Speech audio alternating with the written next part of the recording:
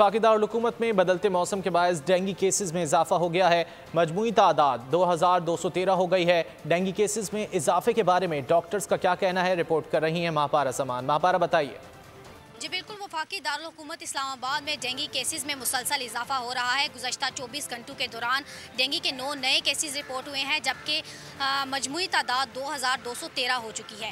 Dengue से मुतासर होने वाले मरीज़ों में 65% मर्द जबकि 35% ख़वातीन हैं। और डेंगू जो है वो दही इलाकों में बनिस्बत शहरी इलाकों के ज़्यादा तेज़ी से फैल रहा है। और डॉक्टर्स का कहना है कि बदलते मौसम के बायस और एहतियात ना करने की वजह से ये ज़्यादा तेज़ी से फैल रहा है। और डॉक्टर्स की जानिब से जो एहतियाती तदाबीर बताई जा रही हैं उनमें ये है कि घर से निकलते हुए पूरे कपड़ों का इस्तेमाल किया जाए, हाफ स्लीव जो है वो ना पहने जाए, खाने वाली चीज़ों को ढक कर रखा जाए और सोते वक्त जो मॉस्किटो नेट है उसका इस्तेमाल किया जाए। इन तमाम एहतियाती तदाबीर को अपना के हम डेंगू केसेस जो है उनसे बच सकते हैं और डेंगू की जो तादाद बढ़ती हुई उसमें कमी कर सकते हैं। सब्सक्राइब करें और बेल दबाएं ताकि कोई खबर रह न जाए।